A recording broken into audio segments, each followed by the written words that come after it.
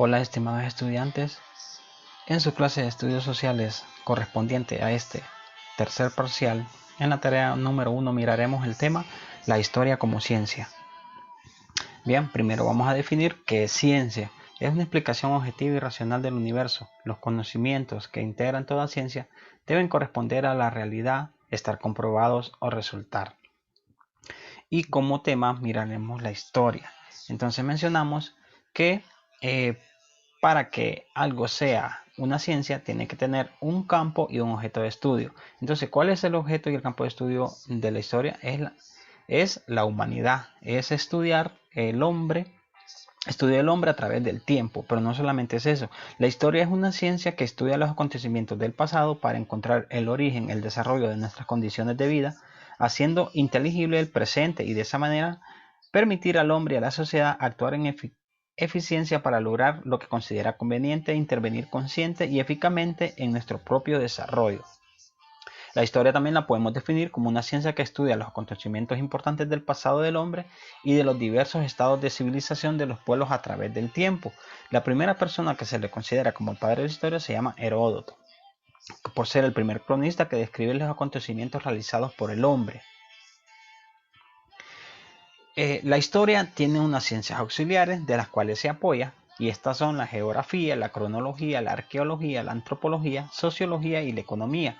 Todas estas ciencias ayudan a la historia para poder demostrar que la historia es una ciencia a través de sus objetos y sus campos de estudio. ¿Cuáles son los fines de la historia? Los fines de la historia son conocer el desarrollo de la civilización humana, y al conocer nuestro pasado, consolidamos nuestra tradición nacional y el sentimiento de nuestra patria, y también enriquecer nuestra cultura. Entonces podemos mencionar que la historia es la memoria colectiva de los pueblos. Un pueblo sin historia es como un hombre sin memoria. Está condenado a repetir los errores del pasado. Quien desconoce de dónde viene no sabe quién es, ni puede enrumbar el curso de su destino hacia un futuro mejor. Por eso se considera la historia como una maestra de la vida. El conocimiento de la historia es imprescindible para fortalecer lo que es la identidad nacional, es decir, el desarrollo de una conciencia nacional, el sentimiento de pertenencia a una sociedad, saber quiénes somos y tener orgullo por lo que somos en virtud de nuestro pasado. Ello nos impide aprender lo positivo de otros pueblos, asimilar las experiencias de otras sociedades sin renunciar a lo nuestro. El desarrollo de una nación no es posible sin identidad. Esta tampoco es posible sin el conocimiento de un pasado común. ¿Cómo llegamos a ese conocimiento del pasado común? Lo vemos a través de las fuentes de la historia. Las fuentes son los elementos que permiten conocer hechos históricos para reconstruir el pasado del ser humano. Y entre las clases de fuentes de la historia tenemos las primarias, que son las directas, y las secundarias, las indirectas. Las primarias son esos relatos orales que mencionamos a través de tradición en tradición. Por ejemplo, sus abuelos les pueden comentar cómo era su mamá de pequeña.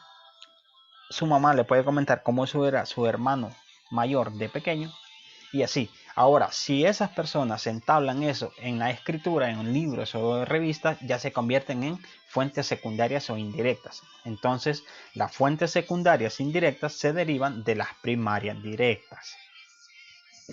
A manera de adelanto de la próxima clase, vamos a estudiar lo que es la periodización de la historia. La periodización de la historia es esos hechos del pasado que los traemos al presente y después vamos como hacia el futuro, es decir, una línea de tiempo.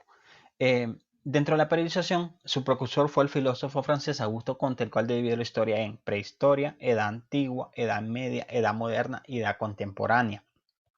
Y la historia, si vemos esta filmina sobre este mapa conceptual, vemos que la historia se estudia a través de las fuentes históricas, que pueden ser orales, escritas, gráficas y materiales.